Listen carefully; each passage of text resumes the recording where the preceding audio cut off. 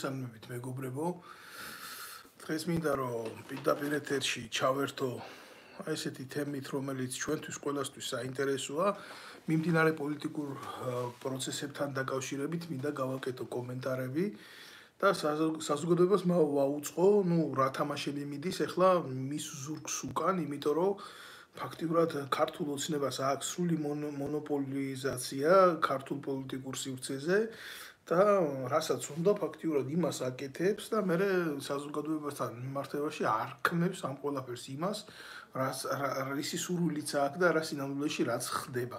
ხა შიგნით შიდა პოლიტიკურ გუნდში ეგენით საერთოდ თუ ამათ პოლიტიკური გუნდი ქვიათ, ხო? რასაც გააკეთებენ, თითქოს და არ უნდა გვაწუხებდეს ჩვენ საზოგადოების უმრავლესობას, მაგრამ რეალურად იცით რა ხდება, ეს ყველაფერი სერიოზულად მოქმედებს ქართული ერის და ქართული საზოგადოების კეთილდღეობაზე, ამიტომ მათი გადაწყვეტილებები, ხო? ავა თუ კარგად ხდება იმ მოსახლეობის სატკივარი, რომლის 2.800.000 კაცი 2024 წლის მონაცემებით არის ემიგრირებული უცხოეთში. ამიტომ გამომდინარე აქედან ახლა რა შეფასება უნდა მოყვეს ამას, რაც მოხდა, ცოტას დავწევ თქვენის ნებართვით.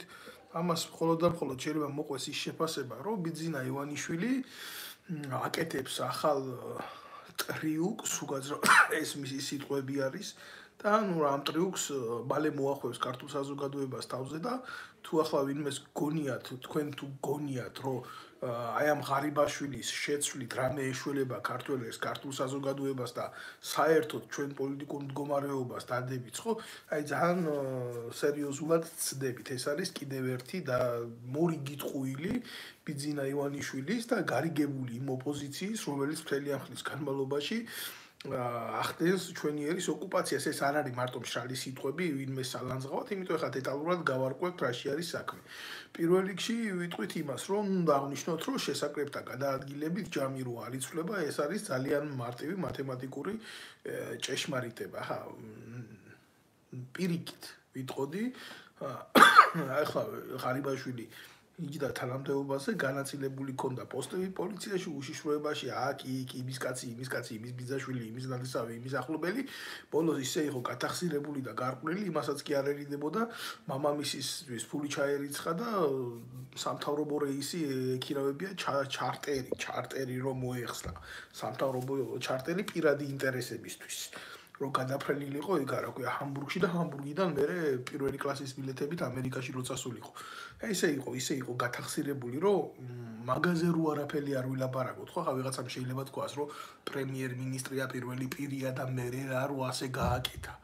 ჯერ ერთი მე თუ მკითხავთ, ძალიან მარტივ შეფასებას ვიტყვი, პრემიერ-მინისტრი, რომელსაც აქვს საერთოდ თავისუფალი დრო, მე ძალიან მეეჭვება, რომ საქართველოში ჩვენი სოციალურ-ეკონომიკური დაბალი განვითარების ქვეყნის პრემიერს უნდა კონდეს საერთოდ დრო იმისი სხვა ქვეყანაში დრო გაატაროს, თუნდაც საკუთარ ოჯახთან.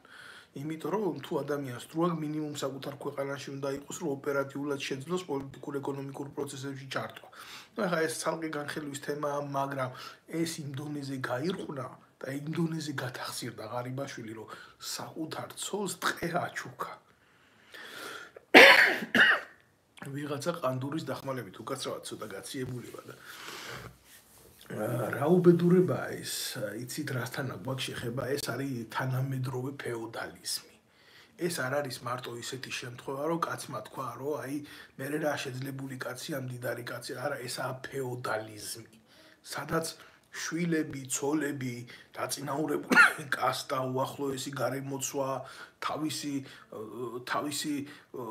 პერსონის განდიდება, პედესტალიდან ყურება საზოგადოებაზე, ეს არ არის მორიგი სიტყვები, მორიგი გამოსვლა, რომელიც ვიღაცის შეურაცხმყოფისთვის არის განკუთვნილი რა, ეს არის ჩვენი რეალობა. საქართველოში ხელისუფალს არა აქვს იმის განცდა, რითი მოვიდა და რითი წავა.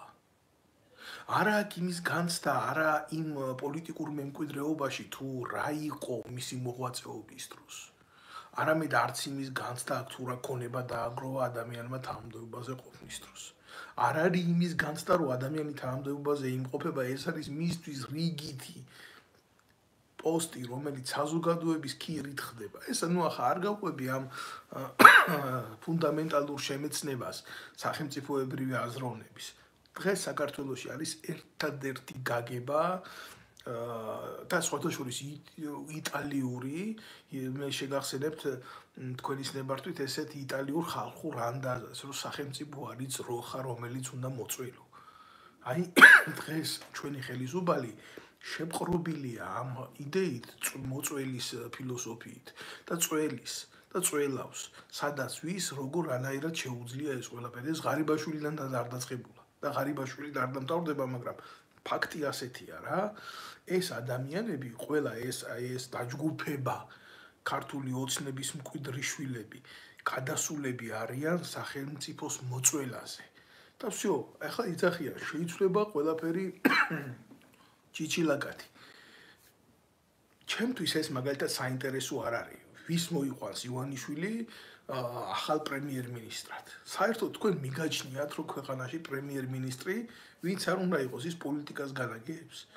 ძალიან მოკლე პრეისტორიას რო გადახედოთ, ბატონებო, დაინახავთ გახარიას მოვლენას და უფრო იქეთაც ხო იყვნენ პრემიერ-მინისტრი კვირიკაშვილები და იქეთ რო იყო კიდე ვიღაცა ის სირბალა ლაიკა რო ყავდათ, ბევრი ყავდათ. მაგრამ თქვენ დამისახელეთ რომელიმე, რომელსაც სახე ექნებოდა სახელმწიფო მოყელის და იქნებოდა იმის განცდა, რომ ის პერსონა ავტონომიური ადამიანია. არა, ყველას უკან იდგა მეთოჯინე, ბიძინა ივანიშვილი და ესე ხელზე რო ყავს ჩამოცმული უხილავი თოკებით ეს თოჯინების თეატრი მისი, ათამაშებდა ამათ ყველას და უნდა და გადააყენებდა, უნდა და გადმოაყენებდა, უნდა და გადაკუზავდა, უნდა და გადმოკუზავდა, უნდა და ჩახტიდა, უნდა და აღტიდა, უნდა და მოკლავდა, უნდა და მოწყნავდა და ასე შემდეგ. დღეს მაბადიეთ, მაგრამ რა ხდება ისეთი განსხვავებული, რითიც შეიძლება საზოგადოება შეშფოთდეს და თქვას, რომ არა, იცით რა, აი ჩვენთვის ეს მიუღებელია. არა, მე ვფიქრობ, რომ ეს ყველაფერი სერიოზულად მისაღებია ქართული საზოგადოებისთვის. ეს არის მემკვიდრეობა ჩვენი პოლიტიკური შეუმეცნებლობის და ეს არის ის ნაწარმი, რომელსაც ჩვენ შეგნებულად ვჭამთ. და ესეთი შხამი აუცილებლად აზიანებს იმ ორგანიზმს, რასაც ქვია ჯანსაღი ორგანიზმი, რომელიც უნდა იყოს იდილიაში მოყვანილი საერთოდ არსებობასთან. ჩვენ ჟანგბადს ვსპობთ არსებობის, მათ შორის პოლიტიკურ ჟანგბადს. ამიტომ გიკვირთ, ჩემო კარგებო, ყველაფერი ისე ცუდად არის, როგორც თქვენ გაგიხარდებათ. პრობლემა არ არის. ეხლა უახლოეს მომავალში რას უნდა ელოდეთ ბიძინა ივანიშვილის ასე უფრო ბრიყული აზრები ქონდა თავში მოსული, მაგრამ ახლა იქეთკენ მე უფრო დეტალები ვიცი, მაგრამ არ მინდა ამას ელაპარაკი, უთხრეს რომ მაგის დაკეთება არ შეიძლება ხვალდაზე დასრულდეო და ასე შემდეგ. ახლა რო იცოდეთ რეალობაში რა ხდება, ეს ყველაფერი არის ჩვეულებრივი რუსეთის პოლიტიკის ფილიალი საქართველოში, იმიტომ იქ რაც ხდება ანალოგიური უნდა მოხდეს აქ და მეზობელი ქვეყნები, ვინც დაინტერესებულები არიან თავისი პოლიტიკური მარიონეტების დასმით თბილისში, ეს გლობალური პოლიტიკა, ისინი ამზადებენ, ცდილობენ რევოლუციის გაკეთებას მიხეილ სააკაშვილის მომხრევით. რა თქმა უნდა, პირდაპირ გეტყვით რა, ეს წარმოუდგენელი მომენტია, იმიტომ დღეს არ არის ის მყიფე საზოგადოება, რაც შევარდნაძის დროს იყო, ეგენი მთელ ჯარს, მთელ პოლიციას ავტომატით დააცხრილიებენ საკუთარ მოქალაქეებს და საქართველოში აი ესეთი ფორმით, როგორც ამგენს უნდათ რევოლუცია არ მოხდება. ამისთვის ახლა სერიოზულად იძებნება საქართველოში დესტრუქციული ჯგუფები, რომლებსაც ეუბნებიან, რომ მნიშვნელობა არ აქვს, როგორი იდეოლოგიის, როგორი მიმართულების არ იქნება ეს ჯგუფები, მაგრამ ეუბნებიან.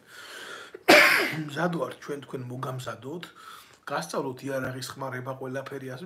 ეს სწავლებები გარკვეულწილად მიდიოდა უკვე საქართველოში, მაგრამ რაც შეეხება პოლიტიკურ ტრიბუნას, როდესაც დაიწყება ეს პროცესი გადატრიალების, ხო, უფრო სწორად რევოლუციად მონათლული გადატრიალების რა. მაშინ ტრიბუნა იქნება ჩვენი და ჩვენ გავაკეთებთ ამ საქმეს. აი ესაა მთელი უბედურება და ყველას მიაჩნია რატომღაც რა, ვინც ამ სცენარს გეგმავს, რომ მიხეილ სააკაშვილი არის ის პერსონა, რომელიც ციხიდან წმინდანად გამოვა და ისევ დააჯდება ქართულ საზოგადოებას თავში. რა არის იცი? ეს არის მათი აზრის ნაყოფი.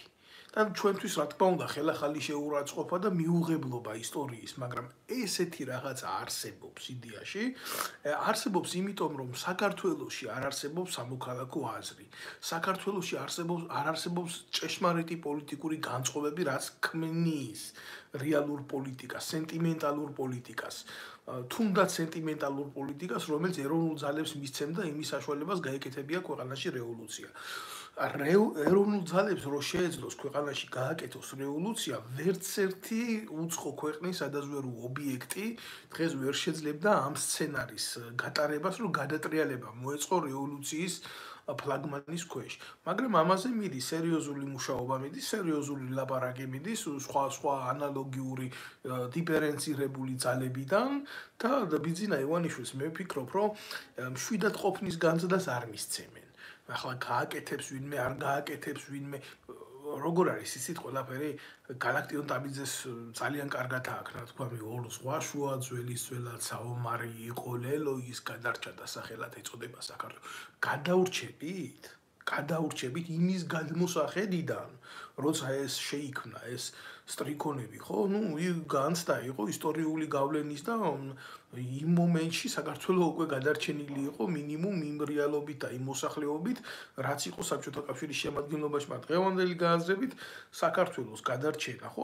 თუ ესეთი შუა კავკასიური ომი ატყდა, ხო? ჩვენი გადარჩენის იმედი მე არ მაქვს, როგორც ერის, იმიტომ რომ მე როგორც წინა გამოსვლებში გითხარით, დღესაც გაგიმეორებთ, რომ საქართველოს მოსახლეობა მოქმედი შრომის უნარიანი დარჩენილია 800,000 კაცი და როგორც კი მოხდება ამ საზოგადოების განეიტრალება, და ეს ხალხი გაიყრება ან ემიგრაციაში, ან იქნება დაჭერილი, ან ციხეში წასული, ან ასე შემდეგ, როგორც ამათ აწყობთ, მე საქართველოს მოსახლეობის კოეფიციენტი დაჯდება ახალშობილებზე, გარდაცვლილებზე, ქმედით უნაროებზე და ასე შემდეგ და საბოლოო ჯამში გახდება აუცილებელი ქვეყანაში სხვა ერის და სხვა ჯიშის შემოყვანა, რასთანაც დაკავშირებით ეგენი აწარმოებენ დიალოგს უკვე ჩინეთთან.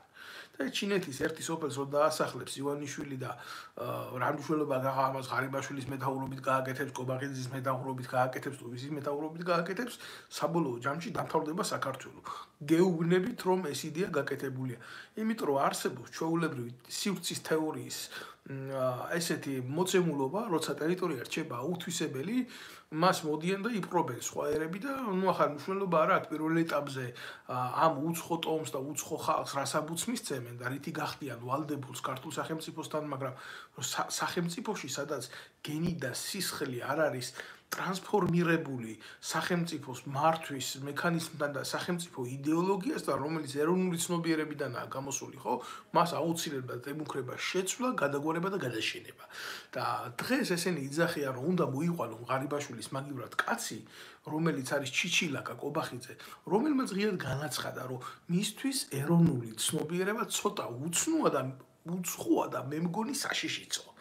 ეს ხო არ არის ჩემი სიტყვები, თქვენ მოусვინოთ ხო მაგის ეგრეთ წოდებულ გამოსვლას ბოსელაუჯი და იქ ბესელია გვერდზე აი პორნოგრაფია რო გამოუშვეს მე მაგისი ქართულმა ოცნებამ ეთერში და მე სხვადასხვა არ მომისმენია ბესელიას გამოსვლები და განხილვები ამ თუ წესიერი ადამიანი რომელსაც ექნებოდა შეგნება იურიდიული განათლება და ბესელია ხო იბრალებს რომ ასეთია რა იქვე ეტყოდა ღარიბაშვილს რას ბრურტყუნებს შეგამოყლებებულო მაგრამ ამას როგორ ეტყოდა მაშინ იმათი ჩამჩიდან ჭამდა და როცა აღმოჩნდა მე აკეთ მე ფრონტის მეორე ხაზზე და როცა მთელერს დაანახეს ბესელიას ცელულდებიანი ბაყვები ემერე გახდა მიუღებელი რა თქმა უნდა ბესელიასთვის კობახიძე და მთელი ქართული ოცნება აი ზუსტად ესეთმა პირადმა პოლიტიკურმა მოცემულობებმა პირადი სარგებლის მოტანით შეპრობილმა ადამიანებმა მოგცა ჩვენ იმის რეალიზმი რომ ქვეყანაში გავამრავლეთ ჩვენ პოლიტიკანები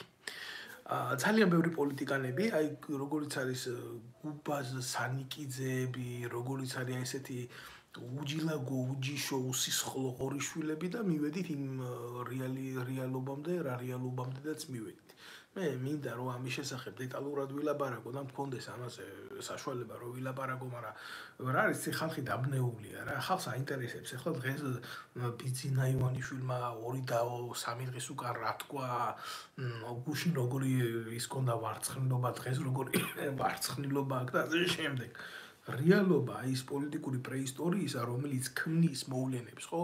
ხალხს აღარ აქვს იმისი ინტელექტი, უმრავლესობას აღარ აქვს იმისი ინტელექტი, მიყვეს ამ ნაბიჯებს და დაინახოს ეს მოცემულობა რა მდგომარეობაში იმყოფება. ახლა ანალიზის უნარი დაკარგა საზოგადოებამ.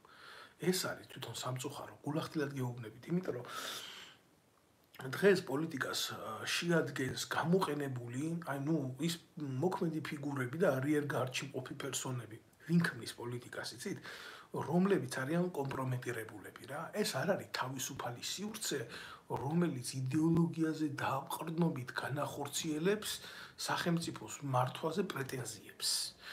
ეს არის ხუხაშვილები, სესიაშვილები, მრავლობითობაში არ ვამბობ, უბრალოდ კრეფსითობაში მოიხსენიებ, რატო იცი? აი ესენი არიან ადამიანები, რომლებიც ბიძინა ივანიშვილის აყროლებულ საცვალში იჯდნენ და წოვდნენ მის ორგანოს. და მერე დაიშალნენ მარტივ მამრავლებად. და დღეს არიან ზოგი იქეთ გადასული, ზოგი აქეთ გადმოსული, ყველას აქვს თავისი წილი საქართველოს აღებული, ყველა კუნიტავს თავის წილს საქართველოს და მერე გამოდიან ეს დედამოწმულები და იზახიან, რომ პრეტენზიები აქვს ქვეყანაზე, სურთ ქვეყნის განვითარება, ქვეყანაში პოლიტიკური პროცესების შეცვლა და ეს გადის წლები, გადის ათეულობის წლები, გადის 30 წელიწადია ასე ამ მდგომარეობაში ვიმყოფებით, ხო, დამოუკიდებლობის მოპოვებიდან თუ მეტი არა და ჩვენი შვილებს უკვე ამ მდგომარეობით ასე თუ გაგრძელდა ცვლილებების სახეზე არ ექნება. არა და რეალურად რო ვილაპარაკოთ, ხო? ჩვენ ვართ ქვეყანა, ჩვენი ტერიტორიული, გეოგრაფიული მოცემულობით და თუნდაც ბუნებრივი წიაღისეულით, ხო? რომელიც თავისუფლად შეძლებდა საკუთარი მოსახლეობის ავტონომიურ გამოკვებას. გინდა სოფლის მეურნეობის მიმართულება იქნებოდა თუ წიაღისეული იქნებოდა, ბუნებრივი წიაღისეული, საქართველოში მინიმუმ იქნებოდა შესაძლებლობა მძიმე რეწველობის გამართვის. თუ ქვეყანაში არ არის გამართული მძიმე რეწველობა, თუ არ არის რკინიგზა განვითარებული, ხო? როგორ შეიძლება ასეთი საზოგადოება იყოს წარმატებული, თვითკმარი და კმაყოფილი თავისი მომავლით, ამ თუნდაც რეალური მდგომარეობით. ეს არის ღრმა სიცრუე, დღეს საქართველოს იმყოფება სუბსიდირებულ ელემენტებზე. მე არა ვარ ეკონომისტი, მე არც ეკონომიკის სპეციალისტი ვარ, მაგრამ უსაფრთხოების სპეციალისტი ვარ და როდესაც ქვეყანაში სათანადო მარაგები არ არის, ხო? როცა სახელმწიფოში არ არის არანაირი ლოჯისტიკა იმისთვის, რომ ავტონომიური არსებობა შეძლოს გარკვეული პოლიტიკური თუ გეოპოლიტიკური ცვლილებებიდან გამომდინარე, რომელიც შეიძლება აისახოს მის სასურსათო პოლიტიკაზე, ეკონომიურ პოლიტიკაზე, დივერსიულ მდგომარეობაზე ქვეყანაში, ეკონომიკურ ცვლილებებზე, ვალუტის დევალვაციაზე. ასეთ შემთხვევაში ეს უკვე ეკონომიკას აღარ ეხება, ეს ეხება გლობალურ უსაფრთხოებას და წესით უნდა იყოს ეროვნული უსაფრთხოების პოლიტიკა განსაზღვრული. დებულებითი დოკუმენტი უნდა იყოს, რომელიც ითვალისწინებს სახელმწიფო ელემენტების მოქმედებას, მათ ავალდებულებს სათანადო მარაგების შექმნას. ახლა რო შეკითხო ღარიბაშვილს, სახელმწიფო ინსტიტუტის ყველა ორგანოში იმუშავა, არ ვიცი ახლა რა აქ ამგენს სახელები იცოცხლე რა სახელებს არქმევენ ფული საჭრელს ტანოგებად რო აქ ეს ორგანოები გადაქცეული, გული შეკშუ ვერ წაიკითხავ რა, რო დაიწყება აქედან შეიძლება 5 საბრძაძის კონდეს კვები ვერ წაიკითხო რა. მაგრამ რეალობაში ესენი იყვნენ ჩვეულებრივი ეგრეთ წოდებული კანტორები, სადაც პოლიტიკურად აფარებდნენ ეს გვამები თავს. მერე გამოიყვანდა ივანიშვილი დანიშნავდა, აქ გადანიშნავდა იმას, იქ იმას, აქ იმას, აქ იმას, იმას, ცნობიერება საზოგადოების თვალს მოწყვეტავდა, მერე ისევ შემოიყვანდა, ამით ხო არაფერი არ იცვლებოდა ქვეყანაში. არც უსაფრთხოება არ ძლიერდებოდა, არც ეკონომიკა არ ძლიერდებოდა, არც პოლიტიკა არ ჯანსაღდებოდა და არაფერი, ხო? ჩვენ დღესაც, აი დღეს რაც ხდება, ეს არის ამ ჩემი მოყოლილი პრეისტორიის უბრალოდ ხილული ტელევიზიის ეკრანებთან ფართოდ გაშუქებული გამეორებული სიტუაცია. აქ მეტი არაფერი არ ხდება, თქვენ რო იცოდეთ ბატონო.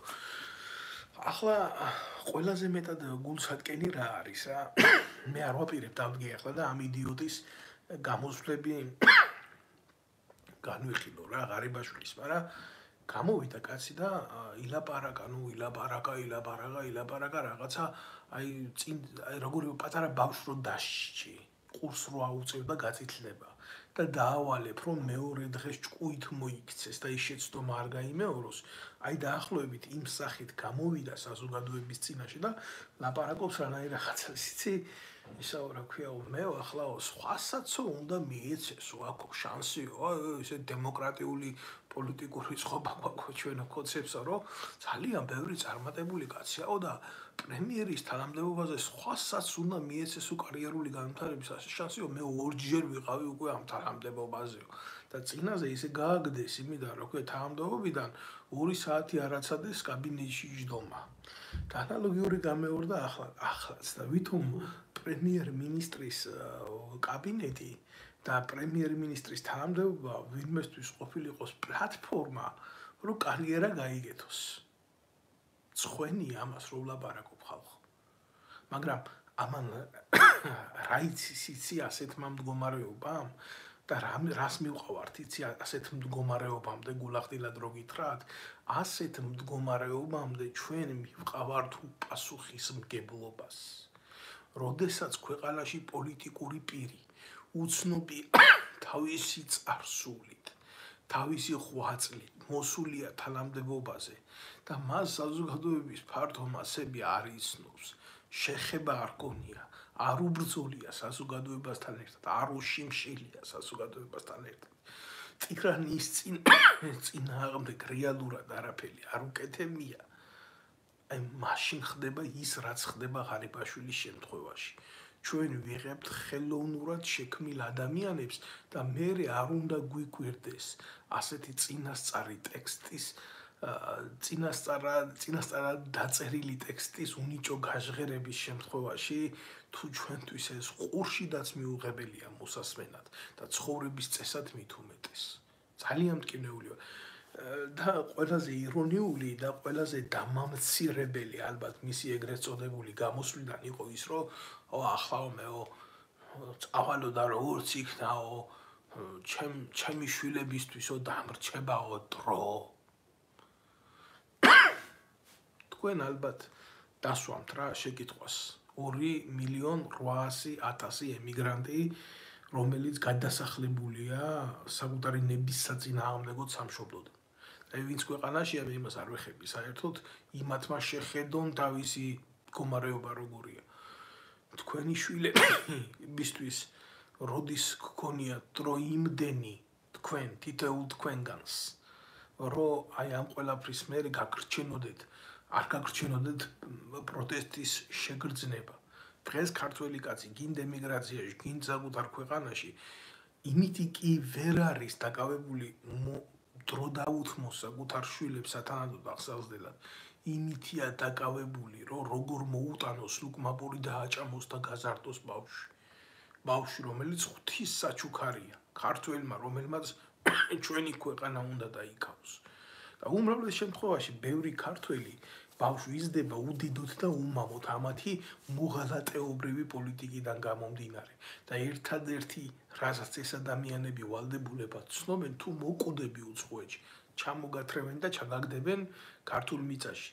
მომკვდარი კაცი პრობლემას აღარ წარმოადგენს. ესენი ძალიან კარგად ითვისებენ სტალინის იდეას იმასთან დაკავშირებით, არ არის კაცი, არ არის პრობლემა.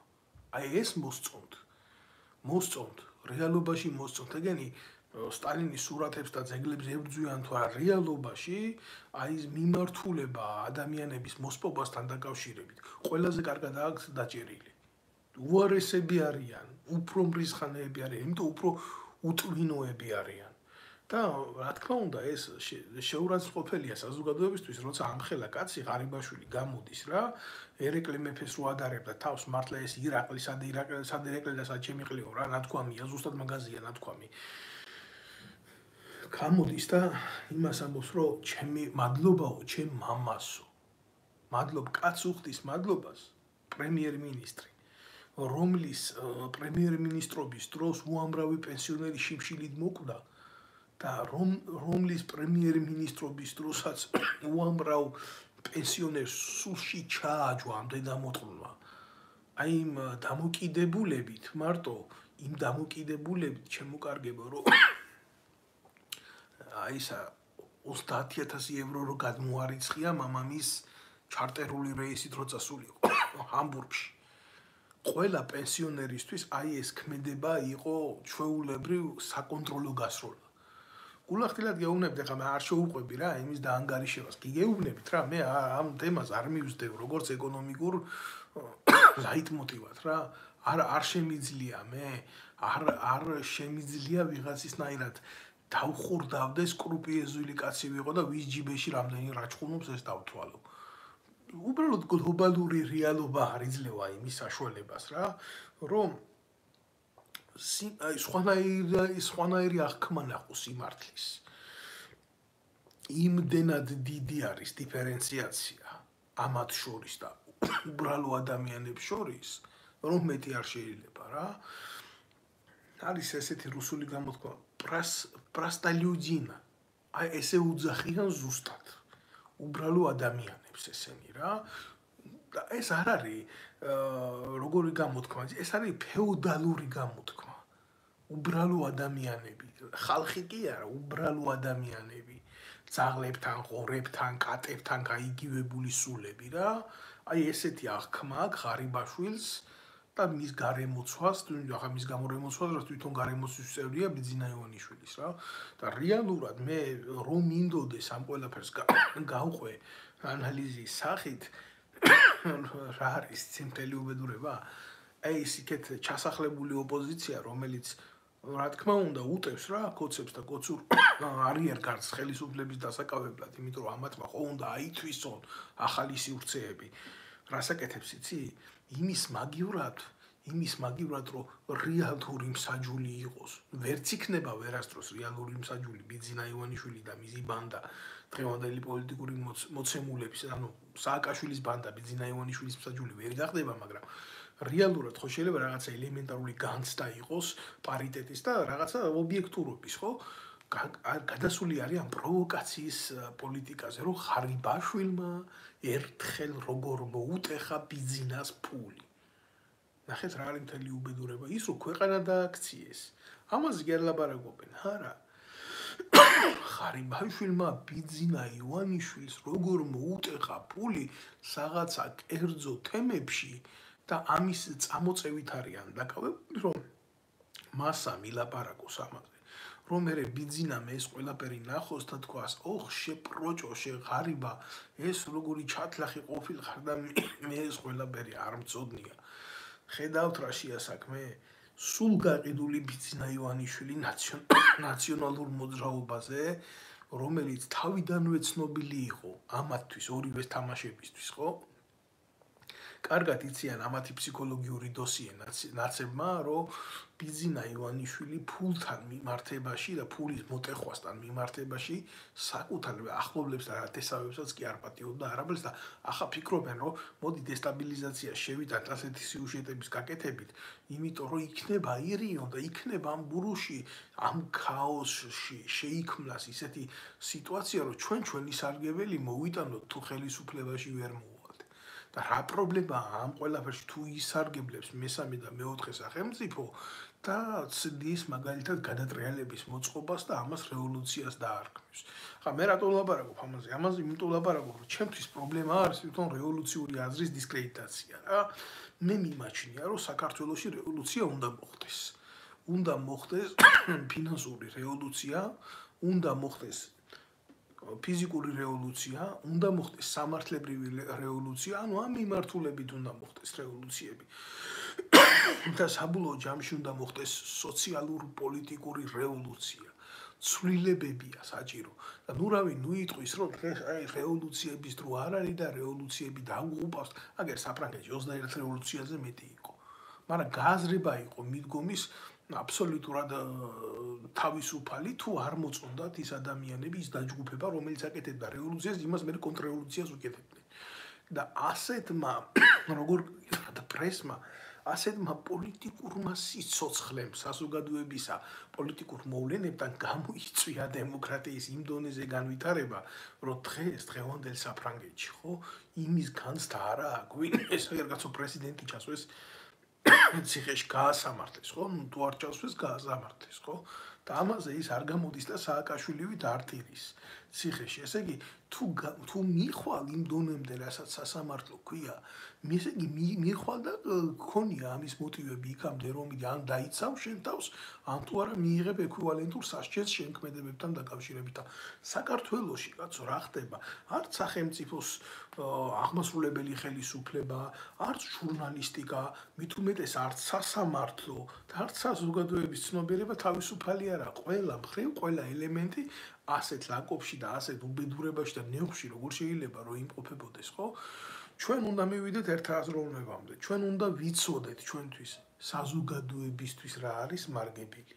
ჩვენ არ უნდა დაუშვათ ისეთი არასწორი გააზრება მოვლენების, რომელიც გამოიწვევს ჩვენი ეროვნული იდეების და მიზნების დისკრედიტაციას. იქნება ეს თავდაცვის, ეკონომიკური, სოციალური თუ სხვადასხვა მიმართულებების რა. ეხლა რაც ხდება ქართულ ოცნებაში, ეხლა რასაც აპირებენ ქართული ოცნების მესვე უმემაგეს ქურუმებს უძახით. ჩვენთვის სავსებით არ არის ინტერესის სფეროში. ბევრი მოვლენები ვიცი, როგორ ვითარდება, რა გადაწყობები მიდის. ამ ხნის განმავლობაში, აი მაგალითად რა ხდება, ძალიან მარტივ მომენტს გეტყვით რა. ვისი მასობრივი მხილებაც მიდიოდა იმაში კორუფციაში, თავდაცვის მინისტრი თუ ასე შემდეგ, ამ ხალხს ყველას უბრალოდ შეუცვლიან პოზას რა, გადააბრუნებენ გვერდით, რომ მათი სახეები, ბლაგვი სახეები ფართო მასალას არ მოხვდეს თვალში და ისინი გააგრძელებენ არსებობას, როგორც აი იზურიები გადაასახლეს გერმანიაში, გერმანიის საელჩოში რო ჩასვეს და ასე შემდეგ. ესე გააგრძელებენ ეს როგორ გითხრათ, აი ეს საზიზღარი უწურბელები ცხოვრებას სახელმწიფოებრივ ტანში რა, აქ მეტი არაფერი არ მოხდება. თუმცა გეუბნებით გულახდილად, რომ ამ ხალხის უკან ჩანაცვლება მოხდება. მაგრამ აი დაახლოებით როგორი სურათით, იცი, როგორც ალეკო ელისაშვილის თანაპარტიელმა იოსელიანმა იქ თანამდებობაზე რო დაჯდა და ალეკო ელისაშვილის დიშვილი დაისვა, მოადგილეთ სანამ აქედან დედის პროჭი არ ვამყვეთ ყოველდღე თავზე და არ გადამალა მერე და სამაგიეროდ ვინ მოიყოლა, იცით ეხლა მის მაგივრად ვიღაცა წყალკანალ ტრესტიდან საიდან მოიყოლა, იცი, სახელმწიფო უწყებიდან ხალხო. ამდენი პროფესიონალი, იურისტი, წარმატებული ადამიანი, უფლებადამცველია საზოგადოებაში არა, ამან პირდაპირ გაროჩე კანდიდატურა მოხსნა სახელმწიფო უწყებიდან. რატო იცი, ჩვეულებრივი ბოზი არის ქართული ოცნების ეს იოსელიანი და ეს იყო შემომწირველი ქართული ოცნების პოლიტიკური პარტიის და ეს ხო არ იკრძალებაო, გეტყვიან, ქვეყანაში ნორმალური ფაქტია. აი დაახლოებით ასეთი კომბინაციებით მე მითო ვამბობ, რომ დღევანდელი მოცემულობა პოლიტიკური ეს არის შესაკრებთა გადაადგილების ჯამი არ იცვლება. უბრალოდ რა არის ძიმ მოვა უფრო დამშეული მასა, რომელიც დაიწყებს თავისი კანდიდატების წინ წაწევას და რომლებიც შეეცდება ახალი წესრიგის მოყოლას ქოცურ სახელმწიფოში არა, ქართული ოცნების ბანკში.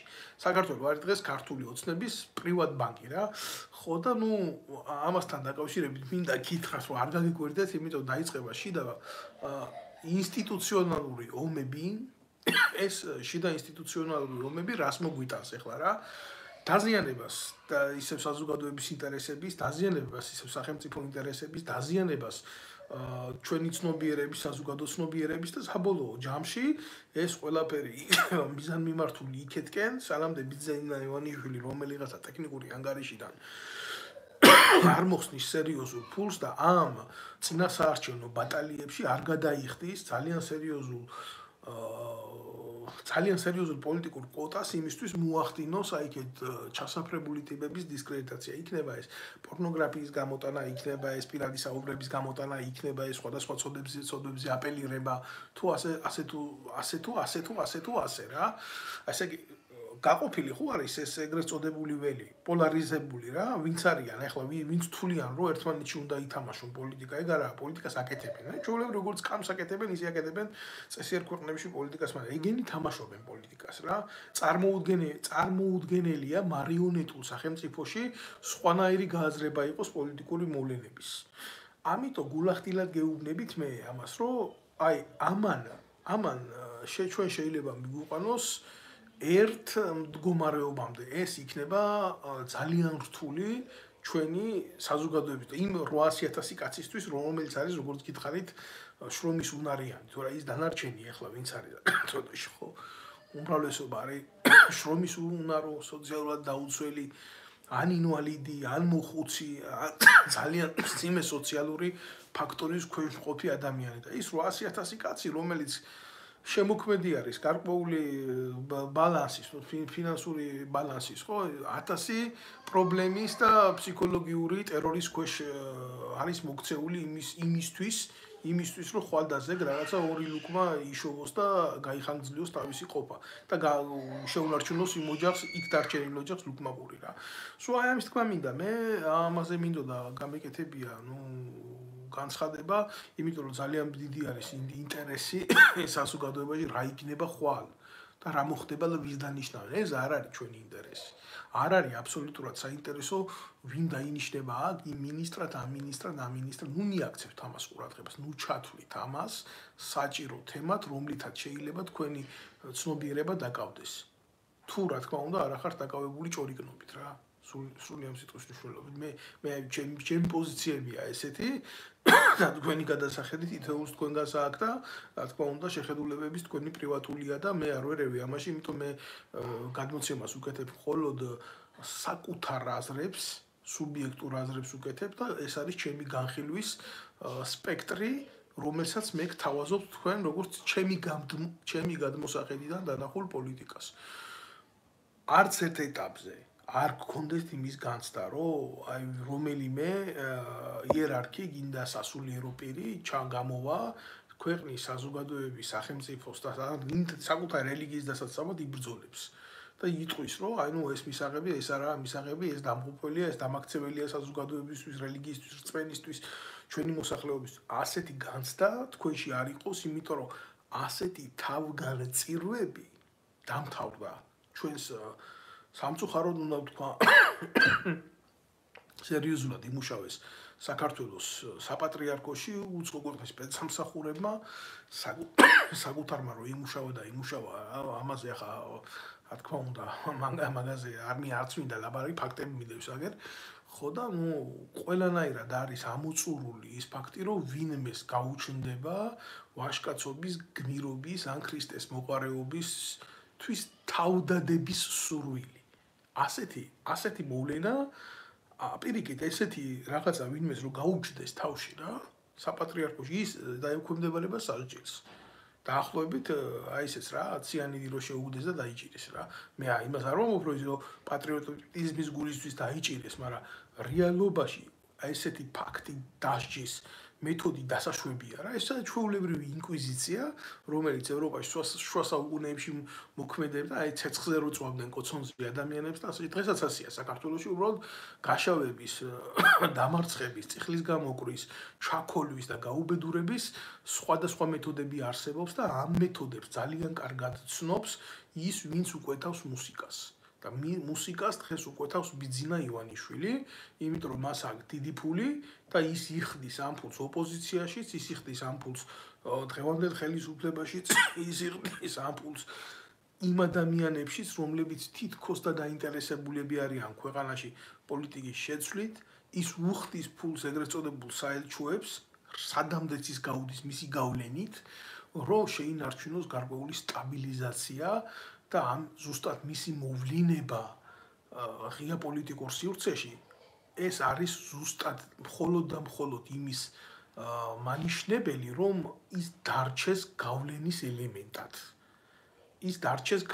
ელემენტად სხვა აი ეს თამაშები სხვას მეც არაფერს არ ემსახურება ეს არის ესეთია საზოგადოება რომელსაც მართავს ავტოკრატი ოლიგარქი რომელსაც უზურპირებული აქვს ხელისუფლება და ყველაზე მეტი სამწუხარო რა არის, ის ლაპარაკობს სახელმწიფოს და ხალხის სახელით. თორე ასეთი წყობა, ოლიგარქიული წყობა, ოლიგარქიული გააზრება სახელმწიფოებრივი რაღაცა სისტემის აი მოდიოდა ძველი საბერძნეთიდან, მაგრამ ამას განვითარება არ ქონდა ოლიგარქიას. განვითარება პოვა ერთადერთმა ელემენტმა დემოკრატიამ და სოციალურმა მიდგომებმა. ეს არის ჩვენი დედამიწაზე არსებული პოლიტიკური ისტორიის მკაფიო ანალიზის შედეგი. და სოციალურ პოლიტიკურმა განვითარებამ, ნაციონალურ იდეოლოგიურმა განვითარებამ, ნაცისტურმა მდგომარეობამ და გადარევებმა და გადაზავებებმა აი ესეთ ავანტიურებში მთელი მსოფლიო რამოდენიმეჯერ მიიყვანა დაღუპვის ზღვარზე. და დღეს ჩვენ თამაშობთ ოლიგარქიასა და დემოკრატიას შორის. ხო, ავანტიურაა ეს ჩვეულებრივი რიგითი ავანტიურაა, რომელსაც აქვს ისტორიული გამოცდილება ამ პოლიტიკური მმართველობის ფორმას. და არ არის ეს გამართლებული პოლიტიკური მმართველობის ფორმა. იმიტომ მე შემიძლია დეტალურად გითხრათ, რა ხდებოდა ანტიკურ ეპოქაში, როდესაც ოლიგარქია იყო გაბატონებული. და კარგი არაფერი არ ხდებოდა. აი ამის თქმა მინდა მე. ამაზე მინდა აქცენტი გავაკეთო, მაგრამ გამოვლიან ესენი და იტყვიან, რომ ოლიგარქიო კი არაო კაცო, ექვთიმია თაყაიშვილიო და ახასიათებს სხვათა შორის ოლიგარქიას ესეთ დამოკიდებულება, თვითგანდიდების მანიით შეპყრობა, დაწინაურებულ კასტებზე ფულის გადახდა და საკუთარი ინტერესების საზოგადოებაში ლობირება, ეს არის ოლიგარქებისთვის დამახასიათებელი რეკლამის ყიდვა. და სამწუხაროდ დემოკრატიულ საზოგადოებაში ასეთი ფორმა პოპულიზმის მიღებულია. მე ვფიქრობ, რომ ესა ძალიან ცუდი ფორმატი. მაგრამ ნუ რასიზმ დაშვებულია. სწორედ ასეთმა არასწორმა მიდგომებმა და დემოკრატიული საფარველის ქვეშ შეფუთვამ ამადი მანკიერების საშუალება მისცა ოლიგარქიას და ოლიგარქებს. კონკრეტულად ბიძინა ივანიშვილს მოსულიყო ხელისუფლებაში და დარჩენილიყო დღემდე ხელისუფლებაში. და რა თქმა უნდა, როდესაც ოლიგარქია იმარჯვებს, ყოველთვის მარცხდება ხალხი, ყოველთვის მარცხდება საშუალო-ფენა და ღარიბი ფენის ყოველთვის საბოლოო განადგურება არის გამიზნული, იმიტომ რომ დაწინაურებული კასტა არასოდეს არ მისცემს სხვა ფენას მასავით არსებობის საშუალებას თუ არა მასზე მეტად მყოფი პერსონებად ქცევის საშუალებას. ეს არის ძალიან მარტივი სოციალურ-პოლიტიკური მოვლენები, ამაზე რა დიდი განხილვა არ უნდა. მაგრამ ნუ ახლა პრაიმ ჰაუსის დონის საზოგადოებას მე ამას ვერ ავუხსნი. ამდვილად ვერ ავუხსნი. თავიდანვე თუ არ აქვს საზოგადოება შეგნებული სკოლიდან მოსწავლემ თუ არ იცის, რომ გახდება ის სრულწლოვანი, როგორი უნდა იყოს მისი არჩევანი, როგორი უნდა იყოს ის სახელმწიფო, სადაც ცხოვრობს, სადაც დაიბადა, სადაც გაიზარდა, სადაც არსებობს, სადაც შვილი ეყოლება, სადაც გადაწყვიტა მან ცხოვრება და მოღვაწეობა, თუ არა აქვს იმას პროექტად წარმოდგენილი, როგორი უნდა იყოს ის საზოგადოება, სადაც თვითონ იარსებებს, დაამთავრებულია, გაზრდილ, ჩამოყალიბებულ, სამართლებრივად უფლება მიცემულ ახალგაზრდასთან ლაპარაკი და მისთვის პასუხის მოთხოვნა თუ როგორი უნდა იყოს მისი არჩევანის უფლება. და მე გამოდგებიან და იტყვიან იმას, რომ ეს არჩევანი ყველასი პიროვნული საკითხია და იმ ბუდკის მიღმა, რასაც უნდა იმას გააკეთებს. იმ ბუდკის მიღმა ყველას რასაც უნდა იმას აკეთებს ბჭყალებში, იმიტომ რომ იმასაც ვეღარ აკეთებენ. არსებობს ტელეფონი, უღებენ სურათს და მე უგზავნიან, რომ 50 ლარი ჩაურიცხონ და თანამდებობაზე დარჩენ. რაღაცა ძროხის მწველავათან ტუალეტის დამლაგებლად. აი ეს იცის რეალობაში ოლიგარქია. ასეთი მიდგომა აქვს ოლიგარქიას.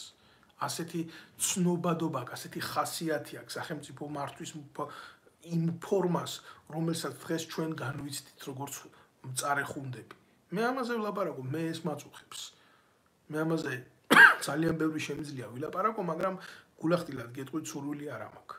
არ მაქვს, იმიტომ რომ ძალიან ბევრჯერ ვილაპარაკე ამ ყველაფერზე და უკვე როდესაც ერთსა და იმავე გზას ბევრჯერ თელავ, შენ თვითონ გიჩნდება პროტესტი საკუთარ თავთან რომ შეიძლება ასეთ საუბარ შედეგი არ კონდეს.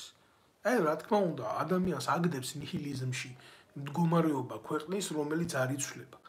მე უბრალოდ ამ მოვლენებს უყურებ სხვანაირად. მე ამ მოვლენებს უყურებ იმ გაგებით, რომ ყოველთვის ჯერა იმ წყლის წვეთის, რომელიც ქვას თუ ბევრჯერ დაეცემა გახრეთს. და მინდა რომ ვიყო ყოველთვის ოპტიმისტი. დავრჩი ოპტიმისტი. მაგრამ ძალიან მიჭირს რომ დავრჩი ოპტიმისტი, როცა ამდენ ნაგავს უყურებ და ამდენ გადინებას უყურებ ქვეყნიდან ემიგრაციის. ვაჭრობას რო უყურებ ჩემი საზოგადოების აი ამ ნაძირლებით. გული მტკივა, სულ აი ამის თქმა მინდა მე და ამის თქმა მინდა, აი ამაზე მინდა, აღარ მინდა შეგეკითხოთ თქვენ ყველას, აი ვინც მიყურებთ, ვინც მოგვიერთებით, შეხედავთ ამ ყველაფერს და ასე შემდეგ, ხო? როგორ წარმოგიდგენიათ თქვენი ქვეყნის ცხოვრება და განვითარება? როგორ წარმოგიდგენიათ? რა გინდათ თქვენ შვილებს მისცეთ, როგორი საქართველო გინდათ დაუტოვოთ? თუ თქვენ არ აგაქვთ იმის სურვილი, რომ იყოთ შემცვლელი ამ მოვლენების, მაშინ რა გინდა თქვენი შვილები დადგნენ თქვენს მაგივრად იმ ადგილზე, სადაც თქვენ უნდა იდგეთ? თქვენ რო არ ითხოთ, თქვენ რო ჩუმად ახართ, თქვენ რო ეგუებით, თქვენ რო იღებთ სხვის გაჭირვებას და სხვის უბედურებას, აი გუშინ წინ სახლიდან მოხდა სასტიკი მეთოდებით გამოსახლება ადამიანის და ბევრმა თქვენგანმა ეს იცოდა და იქ არ მივიდა. სანამ თქვენ სახთან არ მოვლიან, მანამდე არ ამოიღებთ ხმას? მანამდე არ დაუდგებით ერთმანეთს? აი ასეთმა უბედურებამ მიგიყვანათ ზუსტად იმ მდგომარეობამდე, რომ ხაზარაძე დარბის ამ გაღატაკებული ერის ქუჩებში იაგუარით თუ არ ვიცი ფერარია, არ ვიცი. არც მინდა შევხედო, უბრალოდ რაც მომხვდება თვალში და იმას და კი მორალს გიკითხავთ. როგორ შეიძლება დაქცეულ ქვეყანაში, წაქცეულ ქვეყანაში მილიონერი პოლიტიკოსი იყოს წარმატებული ადამიანი და იმაზე დიდი ირონია რა გინდათ ქვეყანაში, რომ ხაზარაძე ლაპარაკობდეს, ხაზარაძე ათასობით ქართველი ოჯახის გამომსახლებელი და გამყრელი ქვეყნიდან კოლაბორაციონისტი ნაბიჯვარი, რომ თურმე ზამთარში არ შეიძლება ადამიანების გარეთ გამოსახლება. ვითომ მისი ბანკი თავდაცვის სამინისტროს მაღალეჩინოსანთან გარიგებული არ ასახლებდა თბილისში მოსახლეებს, მათ შორის ზამთრის თვეში. მე რა ეს ხო ფართო მასამ არ იცის და კაროჩე რა მოხდა. მაგრამ ეს ხო სერიოზული მინუსია ჩვენი საზოგადოების, რომელმაც ხაზარაძე და მისი დამპალი გუნდი პარლამენტში დასვა. რა თქმა უნდა, ჯერ ცოტა პატარა კვოტით, მაგრამ როგორც კი ბურუსი გაიზრდება ქვეყანაში, იმ კვოტასაც ექნება გაზდა და მე უფრო დიდი ემითი შევლიან, რა ქვია, კვოტით შევლიან. და რა მოგვიტანა ამ მდგომარეობამ? ხაზარაძე არა მარტო ეკონომიკური მორალის მკითხავად დასვა ივანიშვილმა საქართველოში. არამედ ხელოვნების დამფინანსებელი გახდა, კულტურის დამფინანსებელი გახდა, ლიტერატურის დამფინანსებელი გახდა. და როგორი კულტურის და როგორი ლიტერატურის, იცი? საკუთარ დედასთან რო სექსუალურ ურთიერთობებზე წერენ, კითხულობენ და მუსიკებს უძღვნიან. თუ მაგას პროზა, პოეზია ან მუსიკა შეიძლება ეწოდოს. აი, ეს არის რეალობა.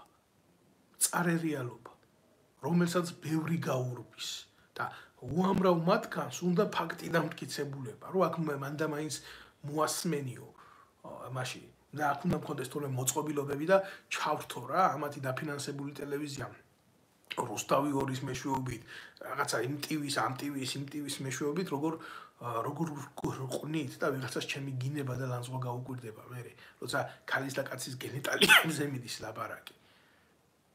მე არც უშიშროებიდან დაფინანსებულ კომენტარზე, რომელიც აგიდება, მე არასოდეს არ გავაკეთებ აქცენტს. მე ვფილტრავ ამას, ხვდები მე მაგ ცხოვრებაში ის გამოცდილება ამ საინფორმაციო ომში ვის რა უპასუხო და როგორ უპასუხო რა.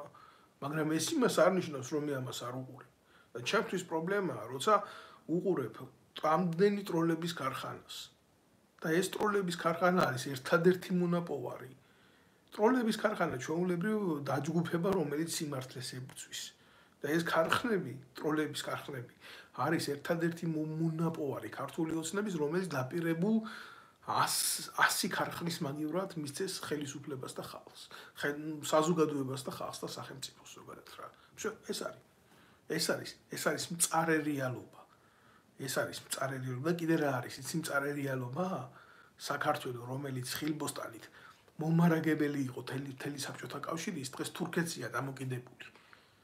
საქართველო, რომელიც ერთ-ერთი ცნობილი იყო თავისი მეპურეობით, თავისი ხორბლით, დღეს შემომტანი არის ხორბლის. შეიძლება რაღაცა ქვეყანაში არ გქონდეს იდეალურად და რაღაცა პროცენტით გახდე იმპორტიორი. მაგრამ სულ ამ დონეზე დამოკიდებული იყო სხვა ქვეყნებზე შენი ვიტალური არსებობით, ეს ხო ღალატი არის კაცო საკუთარი ერის, ხალხის და საზოგადოების. აი რა ნებისმიერ ტიპს იქ მოვლიან სოფლის მეურნეობაში ხალხი, რომელიც აი ხარს და ძროხას ერთმანეთისგან ვერ ანსხვავებს და ასე იძახიან დედალი ძროხა და მამალი ძროხა. არის ასეთი კატეგორია მოსული, აი რა მიიყვანა განადგურებამდე სოფლის მეურნეობა. და ყველაზე მეტი უბედურება რა იცი, არავინ ხმას არ იღებს. რა მნიშვნელობა აქვს ახლა ზოგისთვის, არიჯოხაძისთვის მაგალითად საქართველოში მოყვანილ მჭადს შეჭამს, როცა მაგის ის გაუჩნდება სურვილი თუ თურქეთში იქნება ეს მჭადი მოყვანილი რა. სულ ერთ ადგილზე არ ყიდია ამ კერძმოშიშულებულ ქოცების პროპაგანდონ მეტრაკეს, რომელიც იმედის ტელევიზიიდან შხამავს საზოგადოებას. და არა მარტო კაცო, იქ არიან ბევრი კუზანოვის ცოლი და იქ ვიღაცა ნინი ბადურაშვილი, ცხათაობის ბოზი კაგებეშნიკი, ეს რო ყავდა რა ქვია პრეისტორიული წარსული, რო აქ მის უახლოეს ნათესაობას.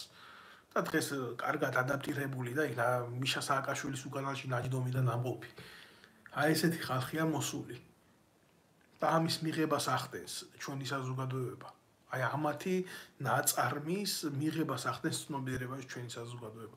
არ შეუძლია მეტი. არ აქვს მეტი გასაკანი. ვერ იღებს ინფორმაციას. ძალიან პატარა მაგალითს გეტყვით რა. შეხედეთ, აი პროსტო ამათ ხასიათს დაინახავთ ძალიან კარგად რა.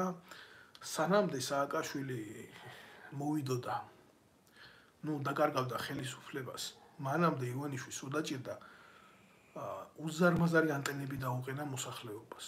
და როცა ხელისუფლებაში მოვიდა, ეგრევე შეცვალა სიხშირე და ეს ანტენები გამოუსადეგარი სოფლის მოსახლეობისთვის. ხედავთ რა ხდება, არის ინფორმაცია, რომელიც ხანდახან აუცილებელი ხდება ხელისუფლებაში მოსასვლელად და მერე ხდება აუცილებელი მისი დახშობა, თუ გინდა რომ ხელისუფლებაში ინარჩუნო. ეს არის აზროვნება მევახშის, მტრის და ხალხის მოწინააღმდეგე პერსონის, ესაა მისი იდეოლოგია. და წარმოუდგენელია ასეთი ცნობიერების ადამიანი იყოს ჩვენი ქვეყნის გამაძლიერებელი და ჩვენი ქვეყნისთვის რაღაცა კარგის მომტანი. მე სულ ლაპარაკობ ამაზე, მე ახლა ეს არ მინახია ვიღაცის გადმოცემით, ვიღაცის ყურში ჩურჩულით და ასე შემდეგ და იქ ვიყავი.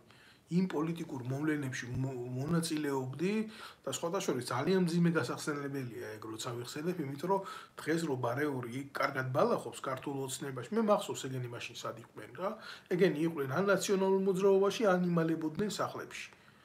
და უამრავი ადამიანი ჩვენ ვცდილობდით რომ გაღწილება შეგვეცვალა. არ უშინდებოდით ამას და მერაბიშვილის პოლიციიდან დაწყებული პადიეზდებამდე დაგვძდებდა მერაბიშვილის პოლიცია, რომ დესტრუქცია მოეხდიან, რომ გავენადგურებიეთ. და ძალიან ბევრი ფაქტორი იყო ამისი. და ძალიან ბევრი შემთხვევა იყო ამისი. სამწუხაროდ გეუბნებით რა.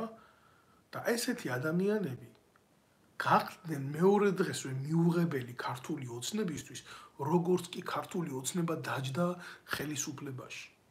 და დაჯდა, როგორ დაჯდა? და რა ძალებით დაჯდა? დაჯდა ყველაზე მეტი ჩაჯმული ძალებით. ხიდაშელებით, უსუფაშვილებით, გუბასანიკიძეებით და ასე შემდეგ ბევრი ალასანიებით. ბიძინა ივანიშვილმა იკადრა უკადრებელი ხელისუფლებაში მოსასვლელად. მოვიდა. და შემდეგ რა გააკეთა, იცით? იმაზე მეტი გააკეთა, ვინც შეცვალა. და რისთვისაც შეცვალა. დღეს ბიძინა ივანიშვილი ორჯერ უფრო მეტი საშინელი ადამიანია ვიდრე მიშა სააკაშვილი. გულახდილად გეუბნებით, ახლა რა გონია თქვენ რა მსხვერპლი არა ყავს ქართული ოცნების ხელისუფლებას? ყავს. მაგრამ ჩემი გამოსვლა და ამის თქმა იმას კი არ ნიშნავს, რომ ბიძინა ივანიშვილი უნდა წავიდეს, იმიტომ რომ სააკაშვილი მოვიყვანოთ იქ ხელისუფლებაში. არანაირად. ჩემი გამოსვლები, ჩემი საუბარი იმ მხოლოდ და მხოლოდ იმას ემსახურება, რომ ქართველმა ერმა ნახოს პოლიტიკური გაჯანსაღების ცნობიერება. რომ ერმა შეუშვას თავში, რომ მის საზოგადოებაში, თუნდაც ესეთ განადგურებულში მოიძებნება ადამიანები, რომლებიც შეძლებენ ამ საზოგადოების ჭამოშორებას. წარმოუდგენელია ერმა თავისი პოლიტიკური ცხოვრება გააგრძელოს ამ ჩამპალ ადამიანებთან ერთად. მე რო ვლაპარაკობ, ამას მარტო ივანიშვილს არ ეხება რა. გლობალურად ეს ეხება ბიძინა ივანიშვილს, ეს ეხება სააკაშვილს, ეს ეხება გირჩი ჯაფარიძეებს, ჯონდი ბაღათურიებს და ამ კლერკა ჯოგს სრულიად სიტყვის მნიშვნელობით რა. ეგენი ვინც არიან, შალვა ნათელაშვილები და ესენი, ეგენი არიან კარგად, კაროჩე, გამოსვებული ტიპები ერთ ადგილში. ამ ორგოშიებზე და იმგენზე არ ვლაპარაკობ, იმიტომ რომ ესენი არიან პირდაპირ უშიშროების დაჯგუფება რა და ადაპტირებული მოთამაშეები, სხვადასხვა ძალიან დაბალი დონის ბანალური ტიპები. და საქართველოში არის ხალხი, სად არის ეს ხალხი, გეტყვით, იცი? გადარჩენისთვის ომობს ეს ადამიანები, კაცო. და ჩვენ საკმაოდ ძლიერი საზოგადოება ვიყავით. ქონდა რა იმის უნარი, ინტელექტუალური, ცნობიერებითი, ოჯახებიდან წამოსული თუ ასე შემდეგ, რომ აი ესეთ ადამიანებს ემართა საზოგადოება. ესეთ ადამიანებს ემართა მეცნიერება. ესეთ ადამიანებს ემართა სახელმწიფო. მაგრამ სამწუხაროდ ჭიამ, რომელიც შემოუშვით მუცეში, შენ დაანგრია მეცნიერება ქვეყანაში, შემდეგ დაეტაკა ლიტერატურა, შემდეგ დაეტაკა პოეზიას, შემდეგ დაეტაკა მუსიკას, შემდეგ დაეტაკა სოფლის მეურნეობას და როცა ჩაინგრა საფუძველი დაინგრა და აგვემხო თავზე ჭერი და ეგრე იყო. დღეს ბიძინა ივანიშვილი არის ყველაზე დიდი საშიშროება, ყველაზე დიდი მოთამაშე ოლიგარქი დემოკრატიით და ყველაზე დიდი მტერი დემოკრატიის.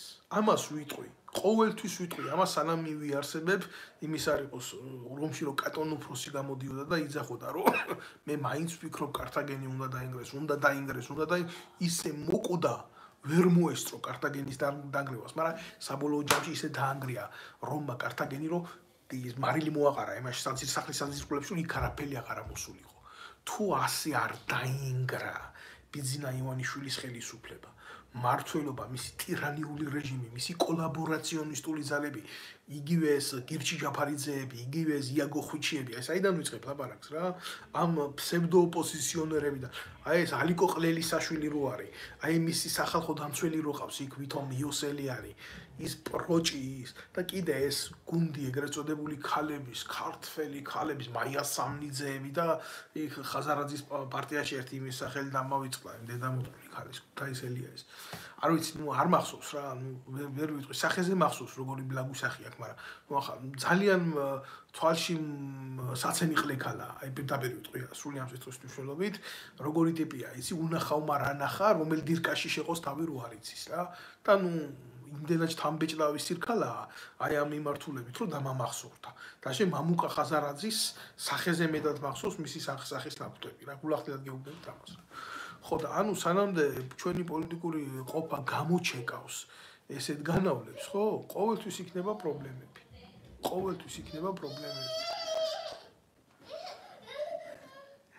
ჩემთანა, მოდი ჩემთან. მოდი შვიხტი, ეს არ მომასვენებდა ეხ. აი დაუქნი ხელი, რაღაცა ხდება. დაუქნი აქ ხელი. რატო ბრაზობ? ახლა რო არის მე დავამთავრო ჩემი ვიდეო ლაივი და გავიდე და დაუთმო ამას დრო თუ არა არ მაძლევს. ნახე აქ რა ხდება. რატო ტიროდი? კარგად ბატონებო, მე გისურვებთ თქვენ ყველას ბედნიერებას, ჩემი სურვილი იყო, აი აიღე წიგნი მიდი ჩადი. ჩემი სურვილი იყო რომ ამ ყველაფრის შესახებ მომეწოდებია ინფორმაცია, მე თქვა რეალობა, ჩემი ერთადერთი მოტივი არის ის რომ შეიცვალოს ქვეყანაში გარემო, მძიმე პოლიტიკური გარემო, ჩემი ერთადერთი მოტივი არის რომ საქართველოს და საზოგადოებამ მიიღოს განვითარება, მიიღოს ჭეშმარიტი თავისუფლება და ვეზიაროს ჭეშმარიტ დემოკრატიას. ჩემი მოტივი, ჩემი ბრძოლის მოტივი არის ეს, რომ ერთი კაცი, როგორც მე დავით ნემსაძე, მომნახავდი იმ მთავრობაშიც, ამ მთავრობაშიც და ყველა მთავრობაში ერთ მშვიდ ადგილს. მაგრამ თუ ადამიანი შენი ქვეყნისთვის ხარ მოწადინებული იბრძოლო, სადაც უსინდისობა იქ სამშობლოს ვერ ნახავ რა. იქა ბუნკერი ყოველთვის. როგორც სამწუხაროდ ჩვენ დღეს გვჭირს მთელ ერს რა და მე არ გისურვებ ყველას რომ იცხოვროთ უსამართლობის ბუნკერში, იმიტომ ნებისმიერი ადამიანი არის იმის ღირსი რომ იყოს თავისუფალი. წავედი ახლა